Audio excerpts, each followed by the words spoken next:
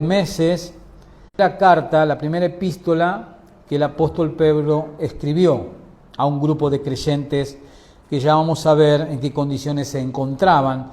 Pero a partir de hoy comenzaremos a estudiar la primera carta del apóstol Pedro y vamos a comenzar con la introducción. Quizás nos vaya a llevar este mensaje y el mensaje del domingo siguiente para abarcar un poco la introducción a esta carta, ¿no? Antes ya de entrar de lleno a la carta que el apóstol Pedro escribió. Así que hoy vamos a comenzar con la introducción a Primera de Pedro. Esto sería la parte 1, ¿no? Y a través de esta introducción, de esta carta que vamos a comenzar hoy, de esta primera epístola de Pedro, a través de esta introducción vamos obviamente a conocer detalles del por qué y el para qué el autor les remitió esta carta a un grupo de creyentes que estaban bajo una severísima persecución. Ese es un detalle que no tenemos que perder en cuenta en toda la carta, ¿no?, de Pedro, esta primera epístola que escribe el apóstol Pedro. Que Pedro le escribe esta carta a un grupo de cristianos, a un grupo de creyentes que estaban bajo una severa persecución. Pero también vamos a ver, cuando estudiemos esta introducción, veremos detalles del ministerio del apóstol Pablo y también vamos a ver algunos rasgos de la personalidad de este personaje que es el apóstol Pedro. También vamos a conocer un poco a través de esta introducción detalles del ministerio de Pedro y también de su personalidad. Acompáñenme allí al versículo primero, obviamente el primer capítulo de Primera de Pedro. Y vamos a ver que el versículo de apertura de la epístola, capítulo 1, verso 1, dice claramente, esto no está en discusión porque la misma carta lo conlleva, no está en discusión de que la carta es de autoría de Pedro. Eso no está en discusión porque la misma epístola lleva ese remitente, ¿no?, de que Pedro es el autor. Dice allí el verso 1, Pedro, ahí se presenta. Pedro, apóstol de Jesucristo, a los expatriados de la dispersión, ¿no? Y acaba a escribir Pedro a las personas a las cuales él les escribe y en qué zonas geográficas se estaban encontrando en ese momento de la persecución, ¿no? Está nombrando zonas geográficas, dice en el Ponto, dice Galacia, Capadocia, Asia y Bitinia. Pero claramente el primer versículo del capítulo 1, en la apertura de la epístola, dice claramente que fue escrita por el apóstol Pedro. Y obviamente que el apóstol Pedro fue el líder entre los apóstoles del Señor Jesucristo, ¿no? Pedro fue el líder de ese grupo de 12 hombres que el Señor Jesucristo comisionó. Y obviamente que los escritores de los evangelios enfatizan este hecho al colocar su nombre en primer lugar en todas las listas que aparecen en los evangelios.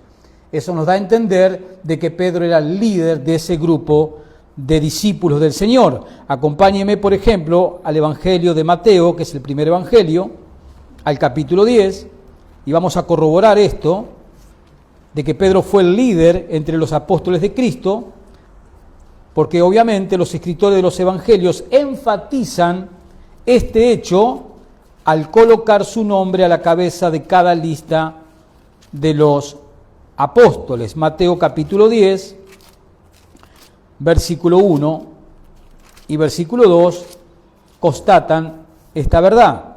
Mateo 10, verso 1, fíjese el título que usted tiene ahí arriba, en el capítulo 10 de Mateo, dice elección de los 12 apóstoles, de este pequeño grupo que el Señor escogió, preparó y comisionó. Dice en el verso 1, dice, entonces llamando a sus 12 discípulos, les dio autoridad sobre los espíritus inmundos para que los echasen fuera y para sanar toda enfermedad y toda dolencia. Verso 2, esto es lo que nos interesa. Los nombres de los 12 apóstoles son estos. Primero, ¿quién aparece? Simón, que ahora vamos a ver que ese es un nombre griego, ¿no?, el cual después Jesús rebautizó como Pedro. Pero ya vemos claramente que Mateo registra la lista de los discípulos, de los apóstoles, poniendo a la cabeza ¿a quién? a Pedro. Pero si nosotros nos vamos al Evangelio que nos sigue, que es el de Marcos, después de Mateo sigue Marcos, vaya al capítulo 3 de Marcos y va a aparecer la lista, Marcos 3, versículo 13. Marcos 3, verso 13, y vamos a tener una similitud con lo que decía y registraba Mateo en su Evangelio. Marcos 3, verso 13, dice, después subió al monte, esto es Jesús, ¿no? Después subió al monte y llamó así a los que él quiso, y vinieron a él. Esto es llamamiento de Dios, ¿no? Así sigue llamando Dios a salvación a las personas. El Señor llama a ¿quiénes? A los que él quiere. ¿Y alguien le puede objetar algo al Señor? ¿Desde qué lugar nosotros pecadores, impíos, podemos objetar algo a un Dios santo?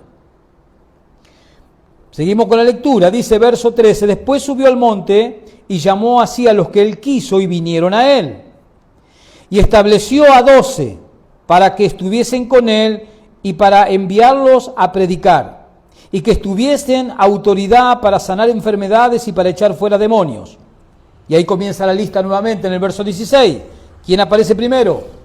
Simón, o sea, su nombre en griego que es Pedro, a quien puso por sobrenombre Pedro. El Señor Jesús lo rebautizó con su nombre.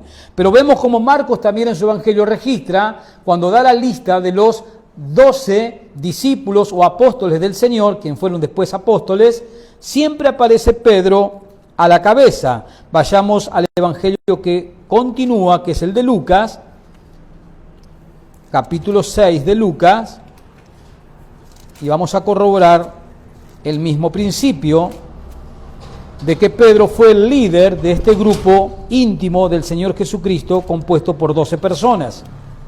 Lucas capítulo 6, versículo 12, texto paralelo a Marcos y a Mateo que ya leímos. Lucas 6, verso 12. Dice allí, en aquellos días él fue al monte a orar. ¿Se acuerdan que leímos Marcos recién? Que decía que Jesús subió al monte. Ahora Lucas nos agrega que Jesús subió al monte ¿a qué? A orar. Dice, en aquellos días él fue al monte a orar y pasó la noche orando a Dios. ¿Cuánto tiempo oró el Señor? ¿Y nosotros cuánto oramos? Más vale lo dejamos ahí nomás. Subió al monte a orar, dice, y oró, pasó toda la noche orando a Dios. Verso 13, dice, y cuando era de día, llamó a sus discípulos y escogió a 12 de ellos, a los cuales también llamó, ¿cómo? Apóstoles, lo cual significa alguien que es enviado. La palabra apóstol significa enviado, mensajero. Esos son sinónimos de la palabra apóstol. O sea, la palabra apóstol no tiene nada de mágico. Es una palabra griega que significa apostolos, del griego apostolo, que significa alguien que es enviado, comisionado a hacer una tarea, ¿no? Jesús tuvo 12 discípulos, 12 apóstoles, 12 personas que él preparó y comisionó. ¿Puede haber apóstoles hoy? No. ¿Por qué? Porque para que haya apóstoles hoy tendría que estar el Señor en la tierra. Y el Señor no está en la tierra. Estuvo. Entonces dice el verso 13, y cuando era de día llamó a sus discípulos y escogió a 12 de ellos y a los cuales también llamó apóstoles, y ahí comienza la lista en el verso 14. Lucas comienza la lista. ¿Quién está primero? Simón. También si vamos a Hechos capítulo 1, verso 2 en adelante, también aparece la lista, y siempre encabeza la lista Pedro o Simón, su nombre en griego. Y esto da a entender claramente que Pedro era el líder de este grupo íntimo que el Señor Jesús llamó para prepararlos, comisionarlos y enviarlos a predicar el Evangelio. Además, los Evangelios incluyen información acerca de Pedro más que de cualquier otro discípulo del Señor, a excepción de Jesús, obviamente, ¿no? Los Evangelios son una especie de biografía de la persona y del ministerio del Señor Jesucristo. Pero después del Señor Jesucristo, los Evangelios contienen más información ¿de quién? De Pedro, que ningún otro discípulo, a excepción del Señor Jesucristo.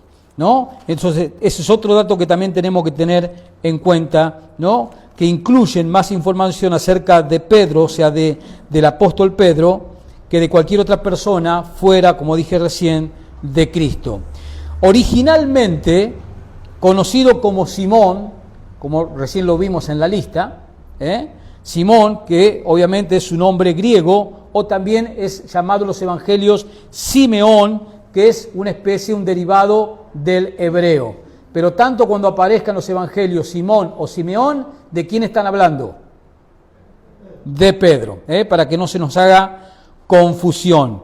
Veamos esto en Marcos capítulo 1, en el primer capítulo del Evangelio de Marcos, veamos este detalle. Marcos 1,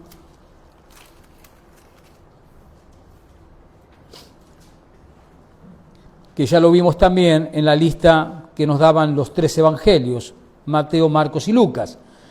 Dice allí Marcos 1, verso 16, dice, andando junto al mar de Galilea, esto es Jesús, andaba ahí en la playa, andando junto al mar de Galilea, vio a Simón. ¿Quién es este Simón?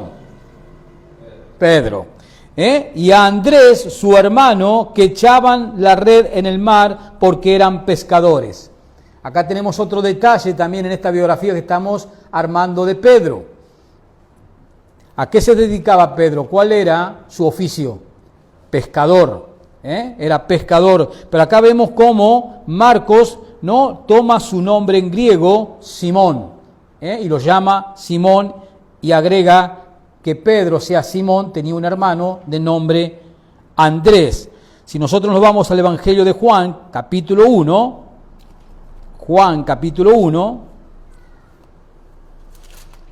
estamos haciendo esta introducción y tenemos que conocer, obviamente, el ministerio y la vida de este hombre que fue el autor de la primera carta que lleva su autoría, la primera carta de Pedro. Juan, capítulo 1, versículo 40. Juan 1, 40.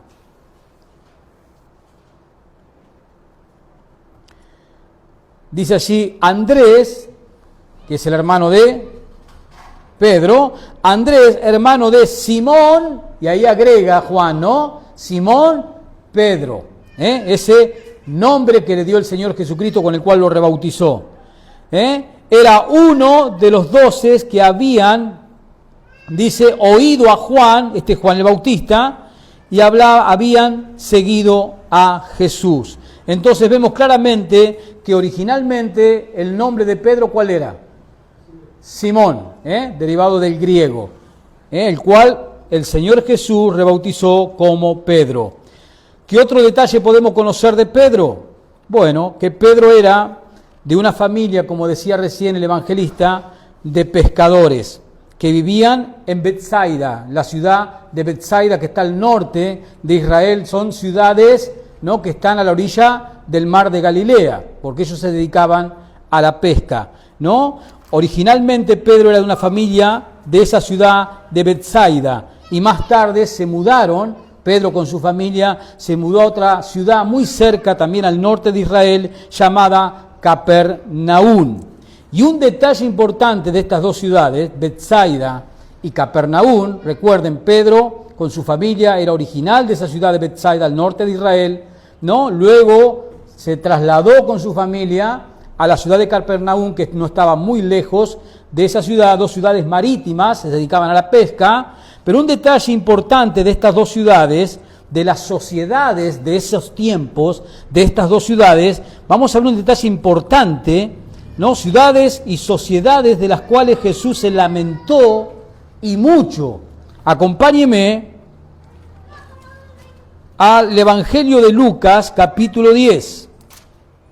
Y vamos a ver sobre estas dos ciudades, sobre las sociedades de esos tiempos, el por qué Jesús se lamentó de estas dos ciudades.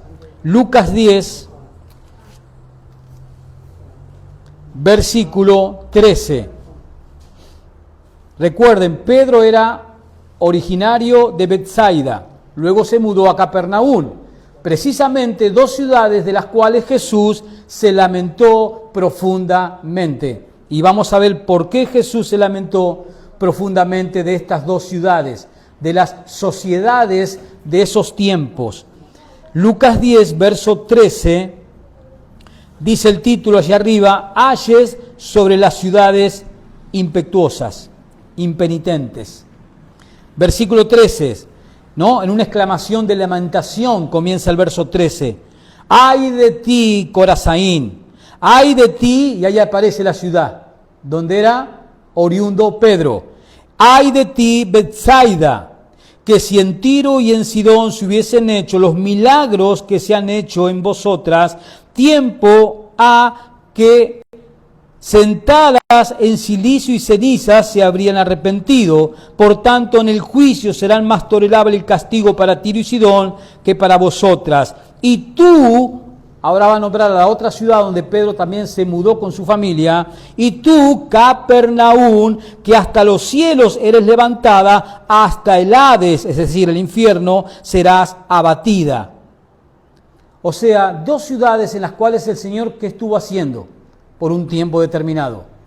No solamente predicando el Evangelio del Reino de Dios, sino en dos sociedades donde el Señor Jesucristo pasó haciendo milagros. Predicando la palabra del Señor. ¿Quién lo hizo? El Señor Jesucristo, el Dios encarnado. El Dios en carne y hueso, manifestado en las calles de esas dos ciudades, predicó el Evangelio con la autoridad que tiene el mismo Hijo de Dios, y eso lo respaldó con milagros y prodigios, y así todas las sociedades, tanto de Betsaida como de Capernaum, ¿qué hicieron con el mensaje de Jesús? No creyeron. O sea que no es nada nuevo, hermanos, que en ciudades como hoy, como la nuestra, sea una minoría que preste atención y crea en el mensaje del Evangelio. Eso pasó con estas dos ciudades. Jesús se lamentó muchísimo y expresó juicio para esas sociedades venideros en un futuro por haber rechazado la palabra, la salvación que el mismo Dios encarnado les ofreció cuando estuvo en la tierra. Dos detalles que quería tocar importantes sobre estas dos ciudades, de las cuales Jesús se lamentó de que no se habían arrepentido a pesar de los milagros y la predicación que fueron hechas en ellas por medio del Señor Jesucristo. Sigamos con esta especie de biografía de Pedro. Andrés, ¿quién era Andrés? El hermano de Pedro. Andrés, el hermano de Pedro, fue quien lo trajo a Jesús, a Pedro. Veamos este incidente en Juan, vamos nuevamente a Juan 1, 40 al 42, y vamos a ver que fue su hermano, y Andrés, el hermano de Pedro, era discípulo de Juan el Bautista. Y fue la persona que lo llevó a Pedro a los pies de Cristo. Andrés, el hermano de Pedro, fue quien lo trajo a Cristo, y obviamente que este incidente fue registrado por Juan en su Evangelio, capítulo 1, verso 40, dice: Andrés, hermano de Simón Pedro, era uno de los que habían oído a Juan, Juan Bautista, dice, y habían seguido a Jesús. Este halló primero a su hermano Simón, esto es Pedro, y le dijo, ¿quién? Andrés, ¿qué le dijo? Hemos hallado al Mesías. Hemos hallado al Mesías, que traducido es el Cristo. Mesías es ungido en hebreo. Cristo es ungido en griego. ¿Lo entiende eso? La palabra Mesías es la palabra ungido en hebreo. Los hebreos que estaban esperando a su ungido, al ungido de Jehová que vendría a salvarlos, ¿no? Y en griego es Cristo. Cristo significa ungido. ¿Nosotros qué somos? ¿Pequeños qué? Cristos, pequeños ungidos. ¿O no tiene el Espíritu Santo usted? Entonces usted está ¿qué? Ungido. Entonces Andrés le dice a su hermano Pedro, hemos hallado al Mesías, que traducido es el Cristo, o sea, en griego. Ambas palabras significan hemos hallado al ungido de Jehová, prometido por los profetas del Antiguo Testamento, Pedro. Eso es lo que le está diciendo Andrés. Hemos hallado el Mesías. Verso 42. Y le trajo a Jesús. Andrés, ¿qué hizo? Lo trajo a Pedro a Jesús. Esa es la primera vez que tiene un encuentro Pedro con Jesús. ¿Por qué? Porque alguien se preocupó de acercarlo a Jesús. ¿Quién fue? Su hermano. Y le trajo a Jesús. Y mirándole Jesús dijo: tú eres Simón, hijo de Jonás. Fíjese cómo Jesús le conocía a Pedro, Le conocía de dónde venía, de su familia, conocía todo Jesús de Pedro. Por eso le dice en el verso 42, y lo trajo a Jesús, y mirándole Jesús dijo: tú eres Simón, hijo de Jonás, tú serás llamado Cefas, que quiere decir Pedro. Cefas en griego es Pedro. Ahí vemos claramente cómo Jesús le rebautiza su nombre por el nombre de Cefas o Pedro. Ahora bien, Pedro era casado. Pedro era casado y aparentemente lo acompañaba su esposa en su ministerio. Y eso lo vamos a ver en Marcos 1, versículo 29. Y luego vamos a 1 de Corintios para que veamos que Pedro tenía esposa. Marcos 1, versículo 29.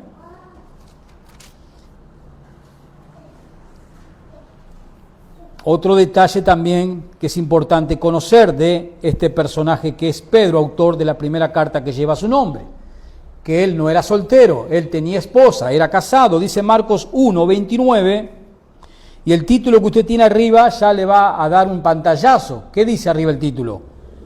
Jesús sana ¿a quién?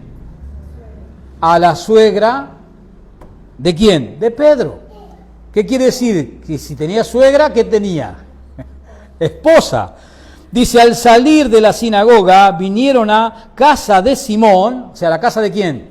De Pedro y Andrés, con Jacobo y Juan. Jacobo es Santiago y Juan, que eran hermanos también. Y la suegra de Simón estaba acostada, o sea, la suegra de Pedro estaba acostada con fiebre, y enseguida le hablaron de ella. Entonces él se acercó y la tomó de la mano y la levantó, e inmediatamente le dejó la fiebre y ella le servía. ¿No? La suegra de Pedro se puso a servirlo al Señor Jesús después que Jesús hace este acto de misericordia en sanarla de esa enfermedad que le estaba produciendo un tipo de fiebre. Pero el texto claramente nos da a entender de que Pedro tenía suegra. Si tenía suegra quiere decir que tenía esposa. Pero si nosotros nos vamos a 1 de Corintios y lo escuchamos al apóstol Pablo, 1 de Corintios capítulo 9, y vamos a ver cómo Pablo expresa los derechos de un apóstol en este pasaje, el contexto del capítulo 9, 1 de Corintios 9, verso 5.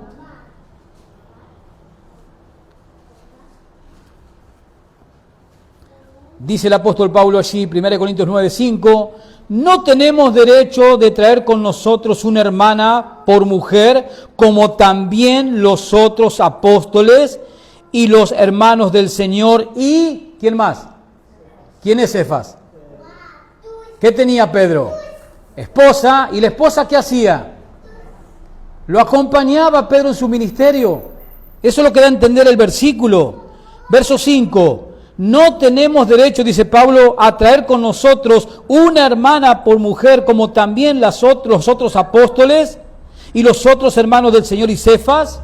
Claramente da a entender el texto que Pedro no solamente tenía esposa, sino que su esposa, ¿qué hacía? Lo acompañaba en el ministerio que tenía el apóstol Pedro. Y esto es hermoso para las mujeres que son esposas de varones de Dios. Esas mujeres aquí claramente en la vida de Pedro tienen otro ejemplo hermoso, las mujeres que son esposas de hombres de Dios, otro hermoso ejemplo de sumisión y ayuda al ministerio del hombre. Mi esposa, ¿qué tiene? Una misión. ¿Cuál es la misión? Ayudarme a mí, ser mi ayuda idónea en primer lugar y por sobre todas las cosas, de que yo pueda cumplir el ministerio que Dios me ha dado. Mi esposa tiene la responsabilidad ante Dios de sostenerme, de ayudarme, de acompañarme para que yo cumpla el ministerio que Dios me ha dado, y así con todo varón. Esa es la primera responsabilidad de una esposa cristiana: ayudarlo a su esposo a que su esposo cumpla el ministerio que Dios le ha dado. A todo varón se le ha dado un ministerio. La palabra ministerio significa servicio, tan sencillo como eso. A todo varón se le ha dado un servicio, a todo cristiano se le ha dado un servicio, sí. Y todos aquellos varones, aquellos cristianos que tienen un servicio dado por Dios, si tienen esposas, las esposas tienen que ayudarlos, animarlos a esos varones de Dios a que cumplan con ese servicio para el cual Dios los llamó en su iglesia.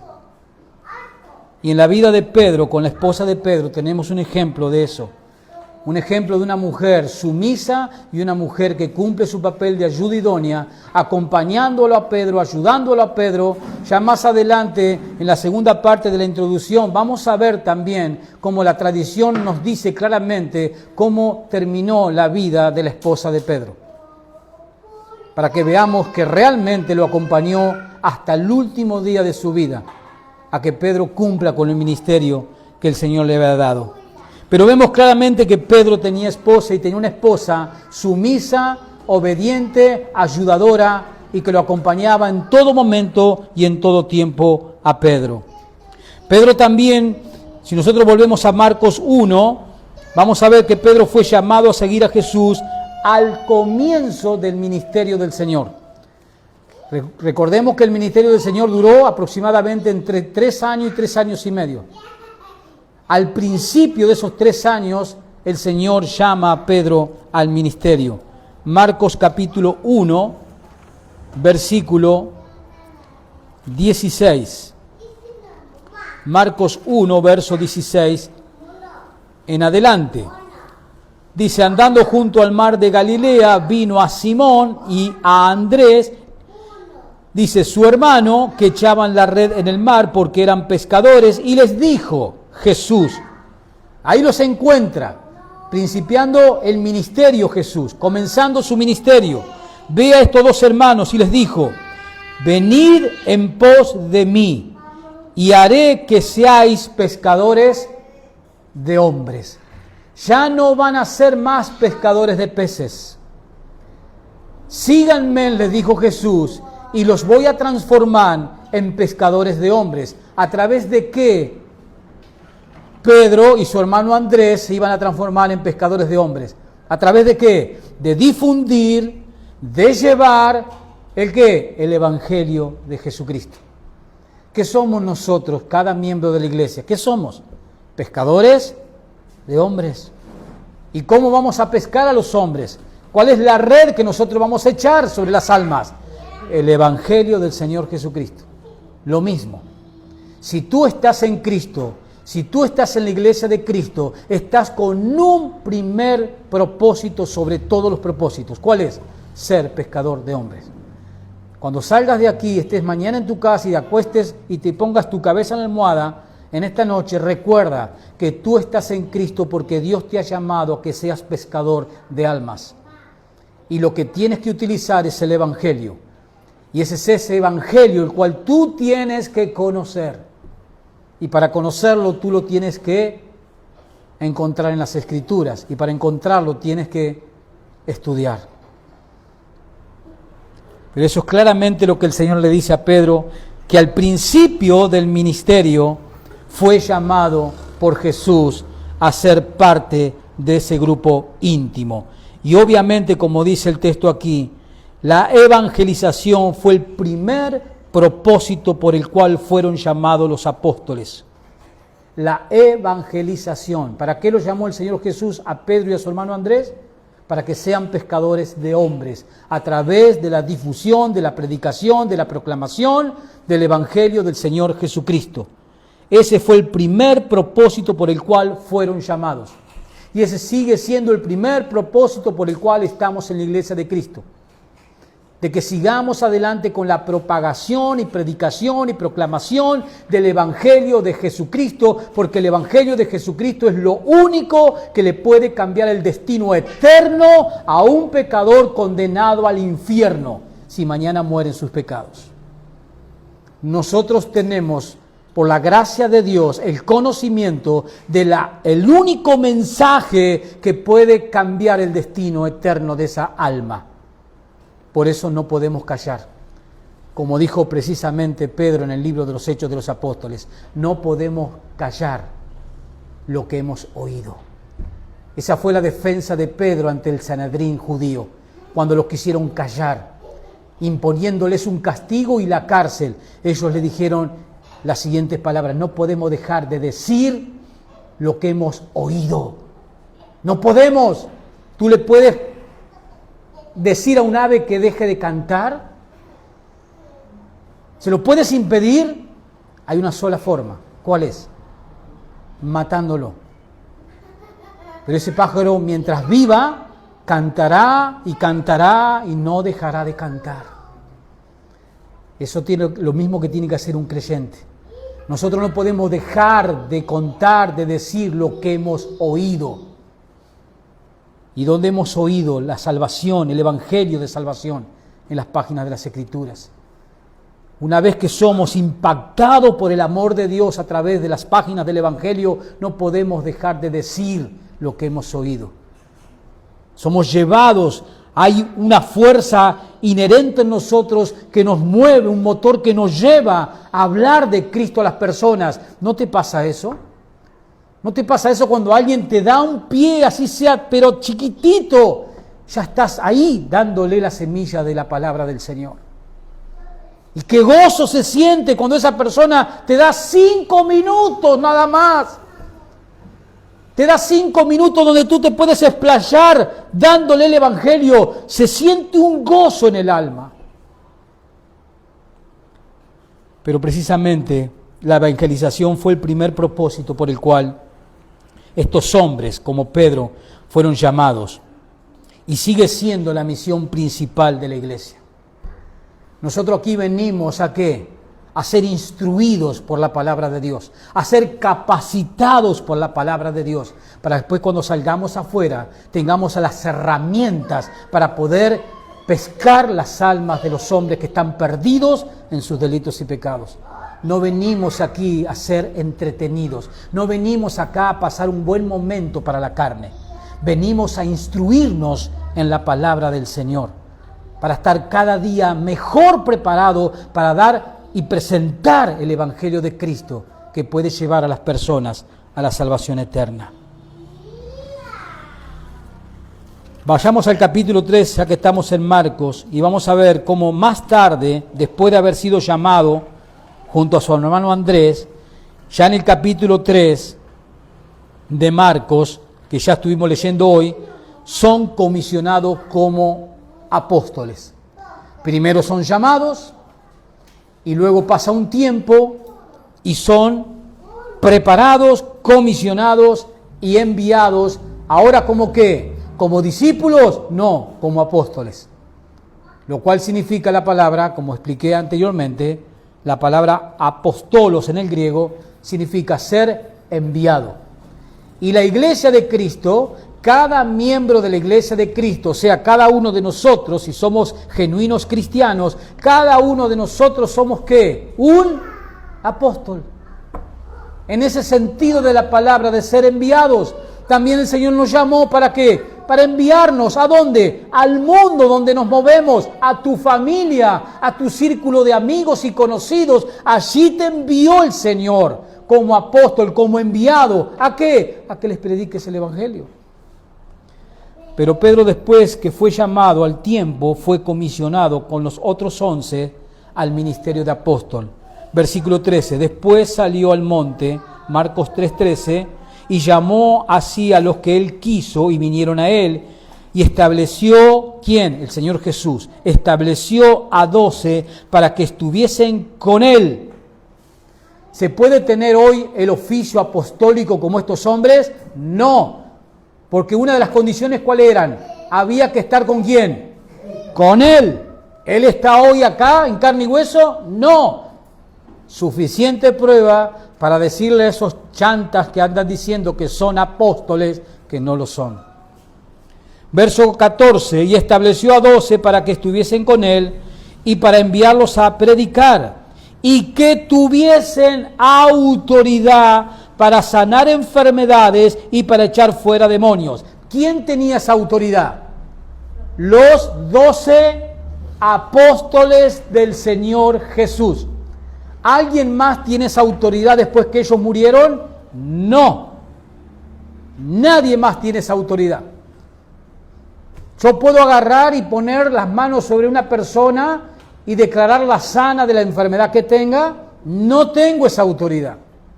Lo que yo sí puedo orarle al Señor para que el Señor en su bondad, en su misericordia, y si es su voluntad, que haga, la sane. Eso es lo que sí podemos hacer.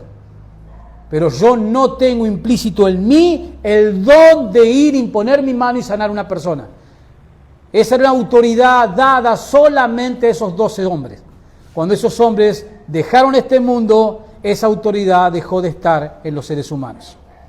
¿El Señor sigue sanando? Amén, sí. ¿Cómo lo hace? Por medio de la oración. ¿De quién? De cualquier cristiano. Pero vemos cómo Pedro fue llamado a seguir a Jesús al principio y luego, más tarde, Pedro fue establecido con los demás, con los otros 11, como apóstoles, lo que significa ser enviado, ser un mensajero directo del Señor, como dice acá el verso 13 al verso 16. También como vimos el cambio de nombre. Vayamos nuevamente a Juan 1:42. Cristo lo renombró Pedro, ¿no? En griego, o Cefas es en arameo, y ambas palabras quieren decir piedra o roca. Ese es el significado de la palabra Pedro. 1:42 Juan 1:42. Ya lo leímos hace un ratito el pasaje. Dice Juan 1:42, y le trajo, o sea, el hermano Andrés, y le trajo a Jesús, a Pedro, y mirándole Jesús dijo, tú eres Simón, hijo de Jonás, tú serás llamado Cefas, que quiere decir Pedro. Vemos claramente cómo Cristo lo renombró con el nombre de Pedro en griego o Cefas en arameo, y ambas palabras quieren decir lo mismo, piedra o roca. ¿Y saben qué dijo Pedro en su primera carta en el capítulo 2? ¿Que somos los creyentes? Venga conmigo a 1 de Pedro 2. 1 de Pedro 2.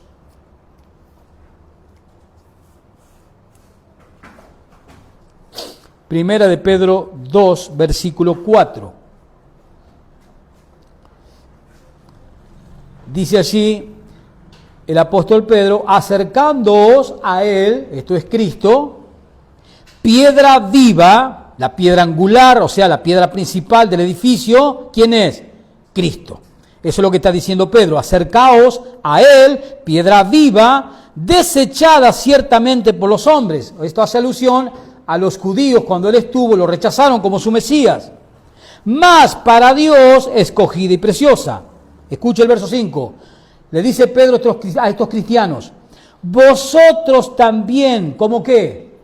Como piedras vivas, sed edificados como casa espiritual y sacerdocio santo, para ofrecer sacrificios espirituales aceptables a Dios por medio de Jesucristo.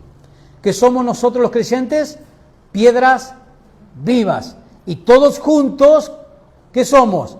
Las piedras que forman el edificio, o sea, la iglesia donde Dios habita. Eso es lo que nosotros somos. Volvemos con Pedro.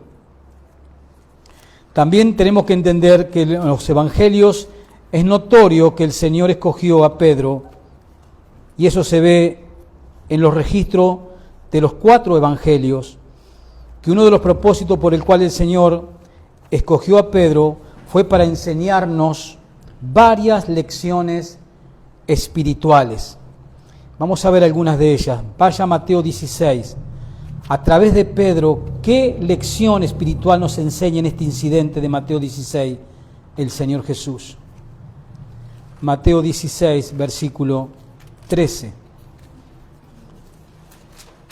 Esto es notorio en los evangelios, que el Señor escogió a Pedro para enseñarnos varias lecciones espirituales.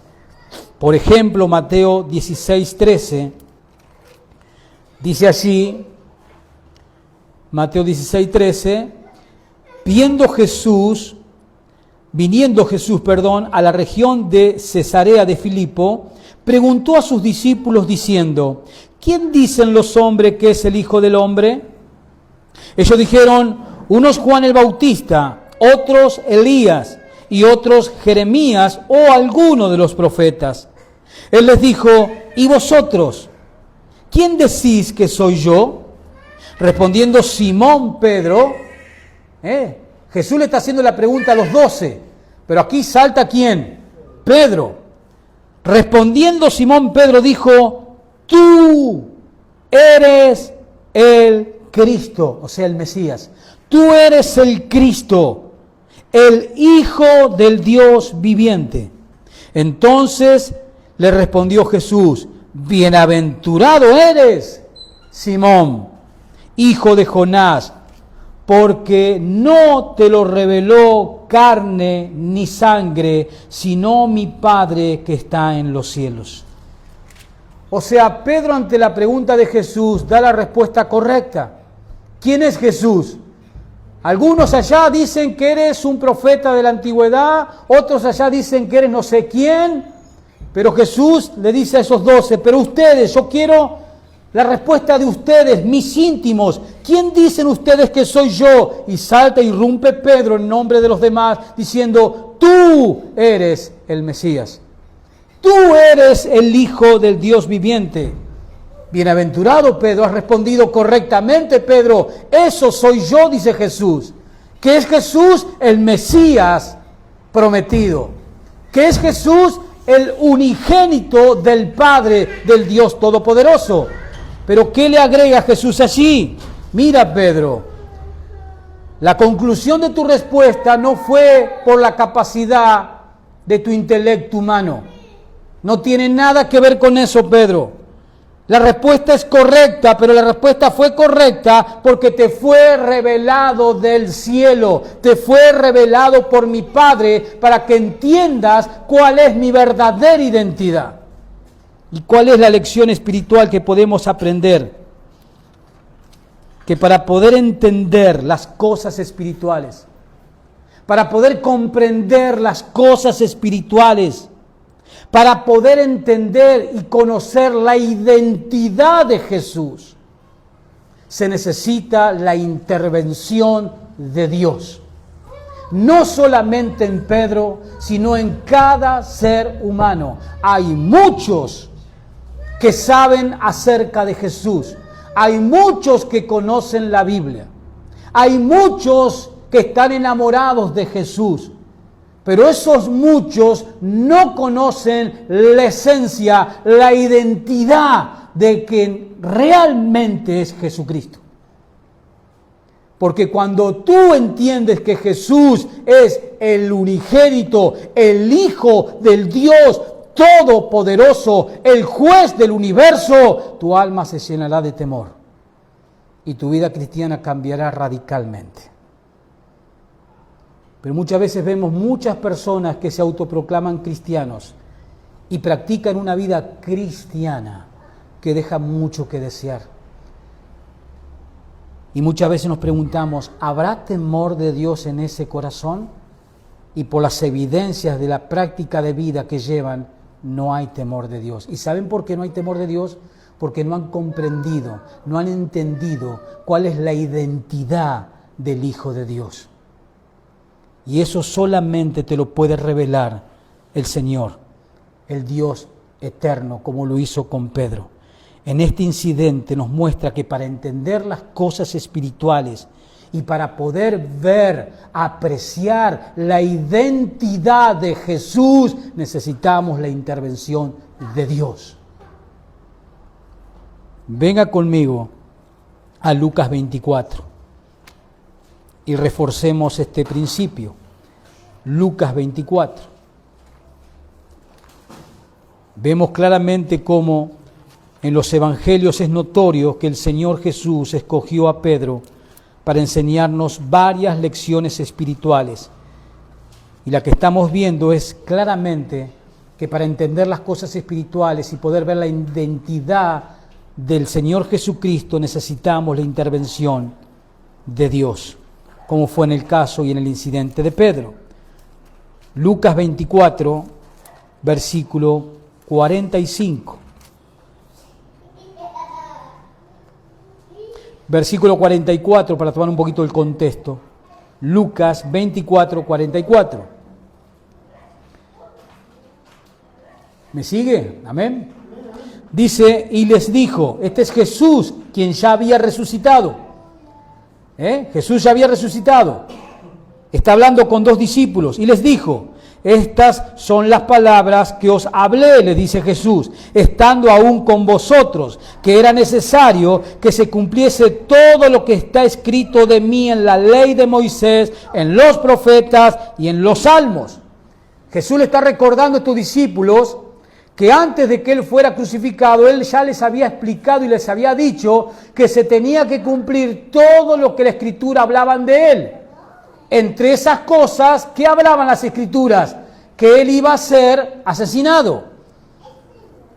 Versículo 45. Entonces, subraya ese entonces porque es importante en la gramática en este pasaje ahí. Entonces, ¿qué pasó? Le abrió el entendimiento para que comprendiesen las Escrituras. ¿Todo el mundo puede leer la Biblia? Sí. ¿Todo el mundo puede entender la Biblia? No. Porque se necesita ¿qué? La intervención de Dios. ¿Qué decía Pablo en 1 Corintios 2:14? El hombre natural, o sea, el inconverso, el hombre natural no entiende las cosas que son de Dios, haciendo alusión a la Biblia. Porque para él son locura. Y esa palabra locura significa algo que no tiene valor. ¿Tiene valor la Biblia para un incrédulo? Es un libro más para él, que ni siquiera tiene sentido en dedicarle 10 minutos de sus vidas, en abrirlo.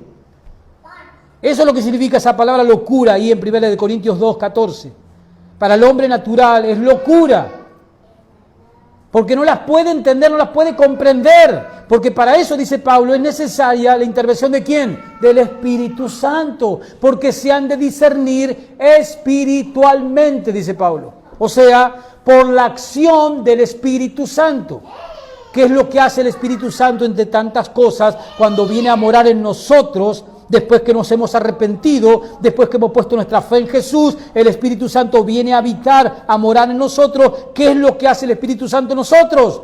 Nos da luz. Y empezamos a entender las cosas espirituales, o sea, empezamos a entender la Biblia.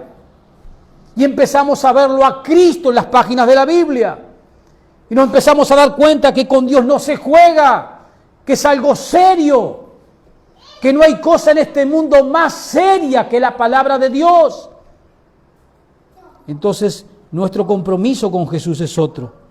Pero en este incidente, a través de Pedro, el Señor nos enseña esa lección espiritual, que para entender las cosas espirituales y para poder comprender el alcance de realmente quién es Jesús, necesitamos la intervención de Dios, en la persona de su Espíritu Santo. Pero si nosotros somos creyentes, si nosotros nos hemos arrepentido de nuestros pecados, si hemos dicho lo que Dios dice, ¿qué dice Dios de nosotros? Que somos pecadores. Y cuando yo me arrepiento significa que le estoy diciendo, sí Señor, tienes razón, soy pecador, ahora ayúdame.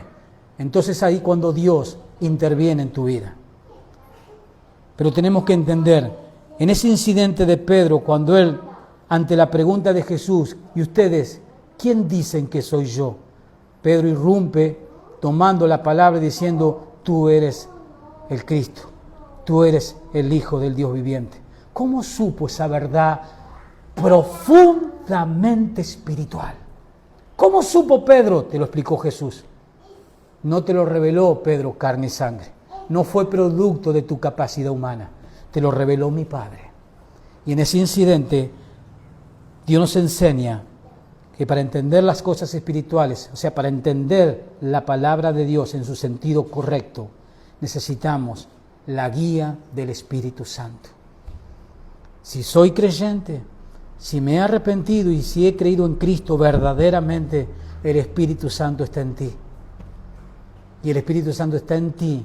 ¿Para qué? Como dice Lucas, para darte entendimiento de las Escrituras, para que creas en el Cristo de las Escrituras, no en el Jesús que muchos tienen en su boca, que no es el Jesús de las Escrituras.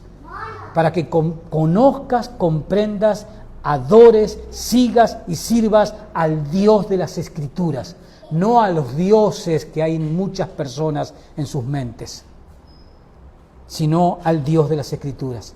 Y para eso necesitamos la intervención del Espíritu Santo. Si somos creyentes, el Espíritu lo tenemos dentro de nosotros. Simplemente tenemos que decirle: Espíritu Santo, ayúdame a entender este pasaje, a entender este libro que voy a estudiar. Ayúdame a comprender el significado correcto de la Escritura.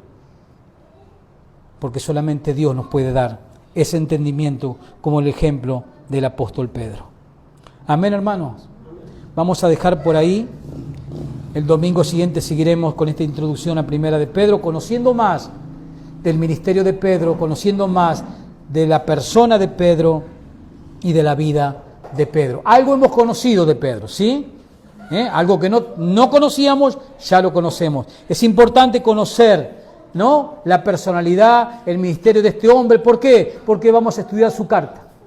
Después todo esto nos va a ayudar a entender por qué Pedro escribió lo que escribió, ¿sí? Entonces es importante, antes de empezar a estudiar un libro de la Biblia, conocer al autor, conocer el contexto, conocer la cultura y la historia o el momento histórico en el cual se escribió la carta. Y eso es lo que estamos haciendo con la introducción. Esta es la manera correcta de edificar a los creyentes, de edificar a los hijos de Dios en la comprensión de la palabra de Dios de una manera correcta. Amén. Póngase de pie y vamos a darle gracias al Señor. Señor, te damos en verdad muchísimas gracias, Espíritu Santo. Gracias, Espíritu de Dios, por ayudarnos en esta primera parte de esta introducción que estamos llevando adelante del autor de la primera carta que lleva el nombre de Pedro. Gracias, Padre, por darnos conocimiento y entendimiento a través de tu palabra, bajo la iluminación del Espíritu Santo que está en nosotros. Tenemos para aprender muchas cosas a través del ministerio y la vida de Pedro, y muchas cosas más aprenderemos cuando entremos de lleno a estudiar su carta que él escribió. Gracias te damos, Padre, por este privilegio de poder estar expuestos a tu palabra, de poder recibir tu palabra. Ayúdanos a atesorar lo que hoy nos has enseñado para que el enemigo no robe absolutamente nada de todo lo que tú nos has enseñado en esta tarde. Señor, bendice tu iglesia que está presente aquí. Bendice cada alma que está aquí presente delante de ti. Bendícela, Señor, en su vida espiritual en primer lugar, pero también sus vidas físicas y también sus economías. Tú eres nuestro Dios, ¿a quién iremos? ¿A quién clamaremos? Señor, si no es a ti, el único Dios verdadero, y a tu Hijo Jesucristo, a quien tú nos has enviado. Gracias, Señor. Amén y amén. Amén, hermanos.